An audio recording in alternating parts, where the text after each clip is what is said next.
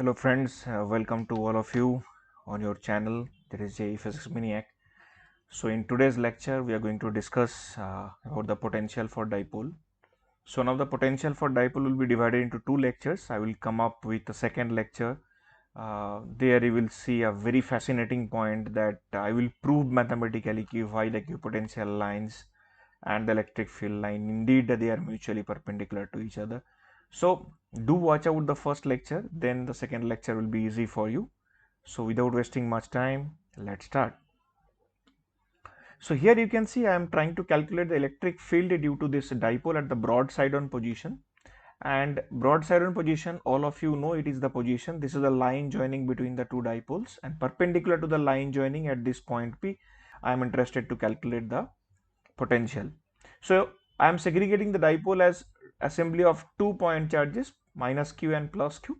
So first, due to minus q, I am calculating the potential at this point. That is simple formula. You know that V is equal to kq by r. If it is a positive charge, for negative charge it becomes minus of kq by r. So I have just used these two formulas here. First, on the left I have calculated due to negative charge, and on the right I have calculated due to the positive charge. Now when I am taking the contribution due to both of them, we can see that the potential at this point P will become 0. So if you take this point here, here, here or here, anywhere along this particular line, the potential will become 0. So I can say that this line is basically an equipotential line. Okay. That means potential, the value of potential at any point along this line should be same. It should not change. All right, fine. Let's move on. In the second case, we are trying to calculate the value of potential along the line joining these two dipoles at point P.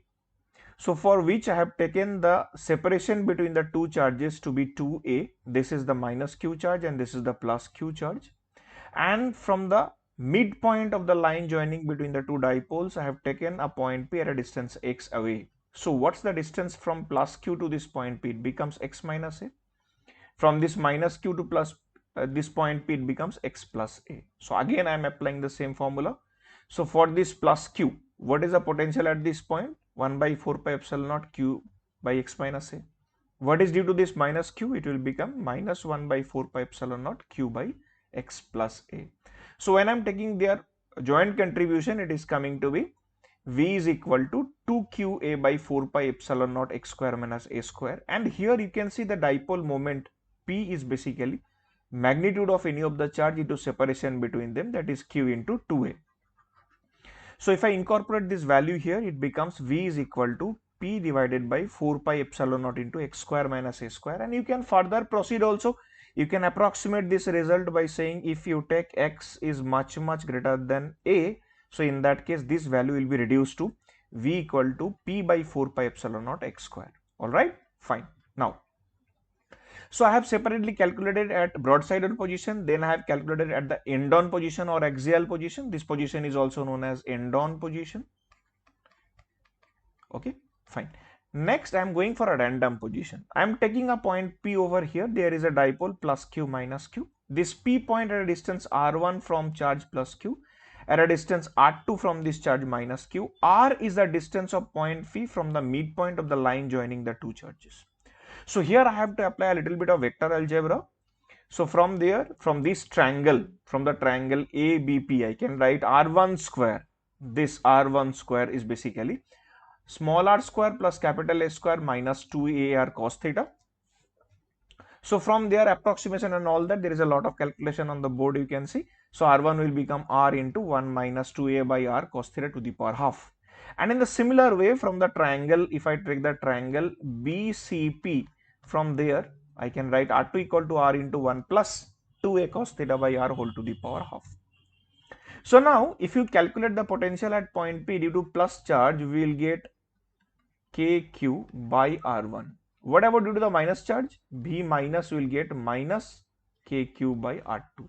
So the net potential will become kq into 1 by R1 minus 1 by R2.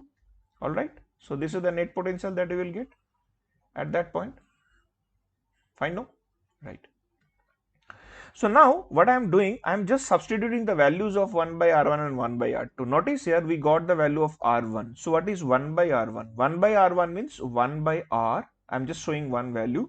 If you see here, from there I can write 1 by R1 will become 1 by R. This whole factor will remain same. Just it will be whole to the power minus half.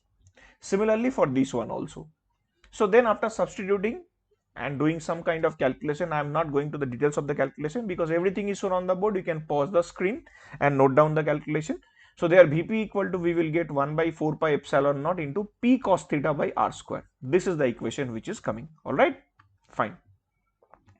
So now you notice here that this P cos theta value can be represented in terms of vector. So with vector notation, Vp is equal to, we are writing 1 by 4 pi epsilon naught P vector dot R cap by R square. Okay, so these two are the formulas which should be remembered for our problem solving. Okay, now fine, let's move on.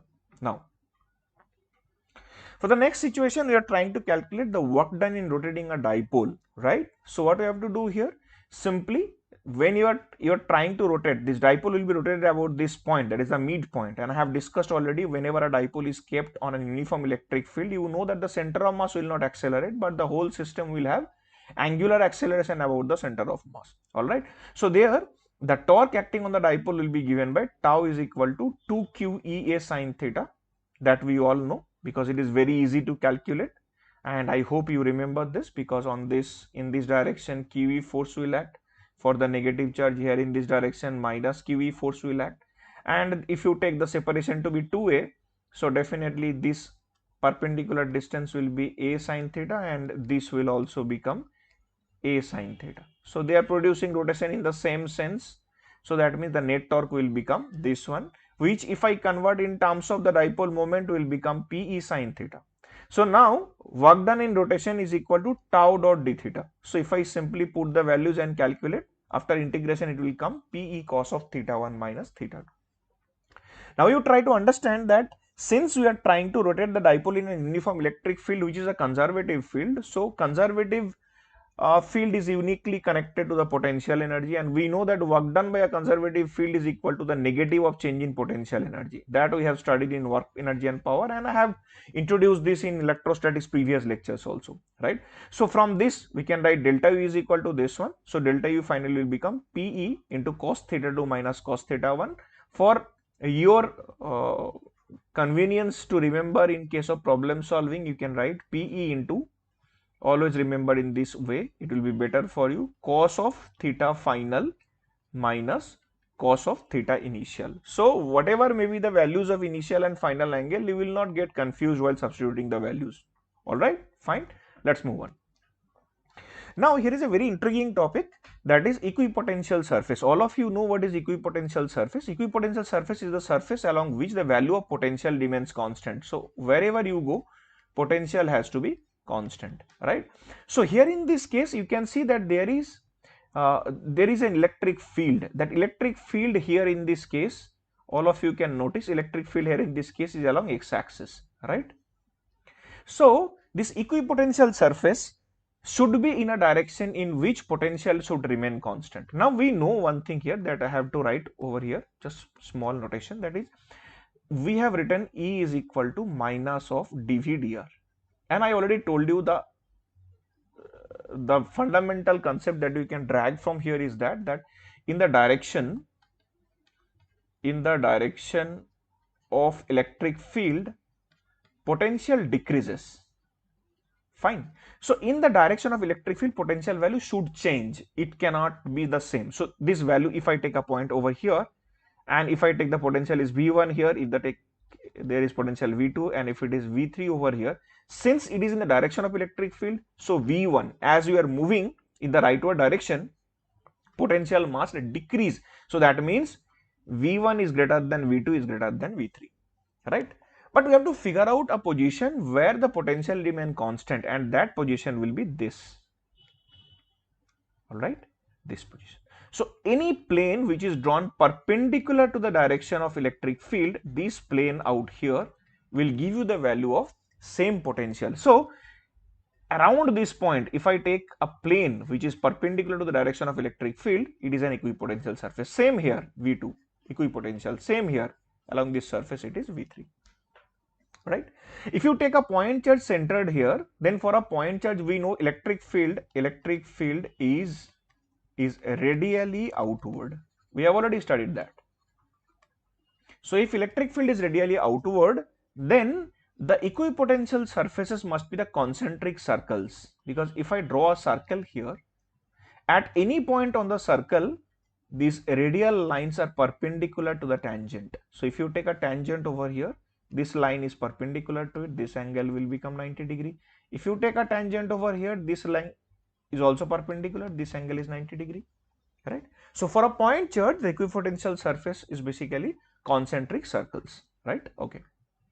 Next, what are the points? There are few important points to be remembered, that there will be no work done in moving a test charge from one point to another point on an equipotential surface. Obviously, because if you take 2 points, let's say A and B along the surface, then VA must be equal to VB. So VB minus VA must be equal to 0.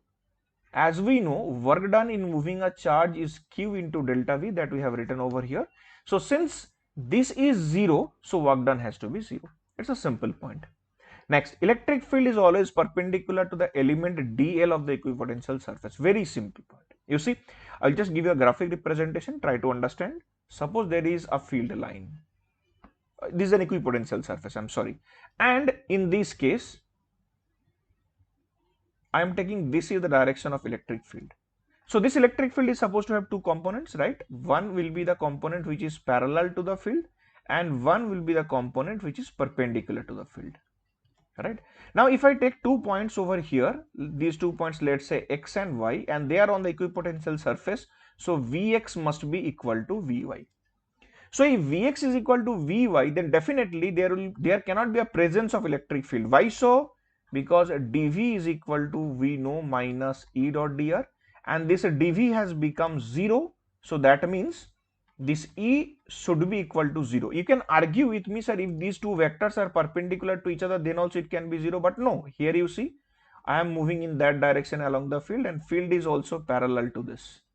So if dV is equal to 0, E should be 0. So this E parallel will always be 0, and this E perpendicular will be non-zero.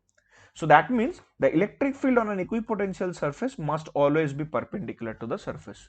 Alright, fine. Next, equipotential surface indicate regions of strong or weak electric field. Electric field is defined as the negative potential gradient. We all know that. This we have already studied, correct? So from here, dr equal to minus dv by e, you can see. dv is constant. The potential value of an elemental surface is constant. So dr is proportional to 1 by v. What is interesting point? You know, so E is strong, dr will be small. That is, separation of the equipotential surface will be small. That means what? Suppose there are two surfaces you are taking like this, and let us assume that this separation is R1. In another region you are taking like this, and this separation is, let us say, R2. You can clearly see that R1 is less than R2. So that means these two equipotential lines are closely spaced. So that means if the electric field here is E1, if it is E2 here, so E1 must be greater than E2. So very interesting point. I hope all of you will remember. Right? And the last point that we are mentioning here, that the two equipotential surfaces can never intersect. They will not intersect. Okay? Because at the point of intersection, you will get the two values of the electric field. I will mention that also. Suppose if you are taking two equipotential surface like this, if they are intersecting, so electric field is perpendicular to that. So because of this one, it will be in that direction, perpendicular, either upward or downward. So this is E vector 1. And if this surface is 2, so then you can check, if this surface is 2, then for this surface the electric field will be in that direction, E2. So if you take a common point over here, here you have the two direction of electric field, which is not possible, correct? So they will not intersect. Okay, all right. So let us go for few easy questions. Now the first question that I picked from HCV, the grade book, and here is a small suggestion to all of you, those who are aspiring, especially those who are studying for the first time. um, try to complete the HC Verma exercise, right, starting from objective 1, 2 and then exercise each and every single question. Not all the exercises are that much productive, and for that I will make a separate video that which are the exercise from HC Verma you must do and what are the questions that you should select from Eurodope for the practice. I will definitely do it very shortly. Okay, now in this question, there in the first case, here in this case you can see that there are some equipotential surfaces. These are the equipotential surfaces, correct? And the separation, the points are given 10, 20, 30. So that means I can calculate the separation between these two equipotential surfaces, that is equal to 10, right? So they are asking what is the electric field. Now you remember one thing, if they are the equipotential surface and in the direction of electric field potential reduces. So can I write like this? This is the direction of electric field and they must be perpendicular to the equipotential surface. So this angle must be 90 degree. All right, now this angle is already given to be 30 degree. So the diagram is coming like this is one equipotential surface. There is another equipotential surface. This is 10 volt and this is 20 volt. So I am saying that this is my electric field. All right, the direction of electric field, and this angle has to be 90 degree, and they have already given that this angle is equal to 30 degree. So this is 10, I mean if I take in centimeter, they have given in centimeter, right? So now when I am going to write E is equal to minus of dVdr, I have to be extremely careful because this has to be perpendicular. So I have to take this dr as this perpendicular distance. So that will be 10 of sine 30 degree, that is 5. And dv you can easily calculate, that is 10 minus 20, that is equal to 10 minus 20. So from there you will get what is the value of E. Correct? Very easy thing. Chalo, let us go for the next question. So in the next question you can see there are concentric circles. So the moment there is concentric circle, we know that there is a point charge sitting at the center, because for the point charge electric field will be radially outward, which are perpendicular to these concentric circles. So for a point charge at a distance r, potential value is given as kq by r. It's a very simple thing. So take the first one, it is 60 volt is equal to k into q divided by r. How much is r? R is 10 centimeter. I will take to be 0.1. So I can take kq is equal to 6. All right, fine. So the moment I got the value of kq is equal to 6, then simply what I can do, E is equal to, we know, kq by r square. I got the value of kq, that is equal to 6 by r square. That will be the answer. All right, it's a very simple thing. Now next one. So next one, this is a very witty question that came in 2019 JEE Advance paper 2. Right. So let us first see the question, and in this question they are saying there is a dipole. Of dipole moment, you can see here P vector is given to be P naught by root 2 into I cap plus j cap, for which you don't have to worry because this I cap plus j cap divided by root 2 is the unit vector. It is showing the direction of this dipole. Magnitude of the dipole is basically delta P vector mod is basically P naught. Anyway, so there is a presence of uniform electric field E naught. The potential is constant on a circle. That means along this circle potential is constant. So this circle is basically equipotential surface. All right. So at any point on the circle, the potential value should be constant. So along the circle, if I draw a tangent at any point, electric field must be 0. So electric field can only be perpendicular to the surface. All right. And they are asking many part, that R value they are asking, electric field, blah blah blah. Here there is a little jinx in the question. They have said there is a held fixed at origin O. Rather than that, they could have said there is an equilibrium, because if the dipole is here, the only way the electric field can be there in this region is in that direction.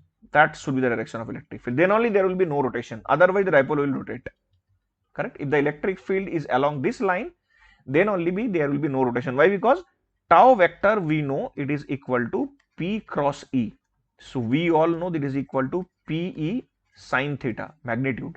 So here in this case, theta value you are getting 0 degree. So external torque acting on the dipole will be 0. So there will be no chance of the dipole to be rotating. So dipole will stay as it is in that direction only. Okay. So on the basis of this concept, we will proceed. Now let us come to this. So at this point B, if I draw a tangent, at this point B, electric field along this tangent should be equal to 0. Right. Similarly, if I draw a tangent on this point A, electric field along the tangent should be equal to 0. So I am writing this parallel. Parallel means along the tangent. So if there is a field which is existing at point B, it must be perpendicular along this line. If it is at A, it must be along this line. There is no other alternative. So now look at this position B. Since this angle they have set to be 45 degree, can I say that B is basically the broadside on position for the dipole? So B is at broadside on position for the dipole. All right, and we know what is the value of electric field for the broadside on position. We have all calculated. So this is equal to what? This is equal to Kp by r cube. Since P is given here P naught, so I will write it as Kp naught by r cube. Here is capital R, so I will write capital R cube. And external field is in that direction. I have already discussed in the previous page. So this is the direction of electric field, external electric field E naught. So at point B also it is in that direction. Now what I said, that along the tangent electric field at point B has to be 0 because they have said it is an equipotential surface. So can I write that E naught must be equal to K into P naught by capital R cube. So now let us move on. So E naught is equal to 1 by 4 pi epsilon naught P naught by R cube. So how much R we are getting from here? R we are getting P naught divided by 4 pi epsilon naught E naught whole to the power 1 by 3. Let us go back. Yes. So the first answer is done. So this is the correct option. All right. Next, let us come to point B. That is, they are saying what is the electric field at point A. So let's move on. So electric field at point A, you check one electric field, external field is already present in that direction. So there will be another electric field because of the end on position at the dipole, and that we know happens to be 2 Kp by r cube. So as per the values given here, it must be 2 Kp naught by r cube. So at point A, if you notice that both the electric field, external field and this electric field at the end on position due to dipole are in same direction. So what is the electric field should be at point A? They must be equal to 2 Kp naught r cube plus of E naught. And they must be in that direction only. They must be in that direction only. All right, fine. Let us check what is the value that they have given. They have given root 2 E naught into I cap plus J cap. We will check here. See, I have already figured out Kp naught. Kp naught by r cube is equal to E naught. So I can write 2 Kp naught by r cube means 2 E naught plus of E naught. Kp naught by r cube is equal to E naught. I'm again and again stressing on this point. We have figured out here. You locate it there. All right. So that is why it is 2 E naught plus E naught. That means it becomes 3 E naught. So magnitude of electric field in that direction, it becomes 3 E naught, which is not coming as per this. So it must be a wrong option. Right. Next, electric field at point B along the tangent. Electric field at point B, it has to be 0, right? It has to be 0, correct? So net electric field at point B has to be 0. That's correct. It's all done. Acha, you may wonder, you can say, sir, there can be existence of field in that direction. No, because the external field is in that direction, that is E naught, and due to the dipole, field is in that direction, that is field due to dipole at broadside on position. There is no other electric field present. So if it is 0 along the tangent, along the radial line, there is no electric field. So that's why it is equal to 0. All done. Fine. Next, the magnitude of total electric field at any point on the circle will be same. No, if you check here, what is the value of electric field at point A? That is equal to 3 E naught. What is the value at point B? That is equal to 0. So the values are changing. So if the values are changing, then this cannot be a right option. So what is the correct answer you are getting in this question? That is A and C. All right. I hope you have enjoyed, and I hope you have learned few new concepts also here.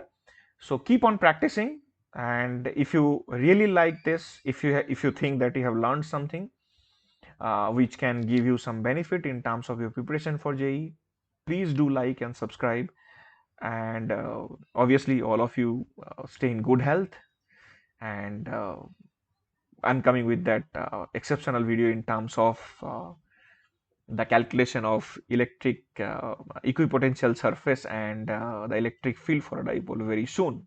So stay tuned till then. Bye bye.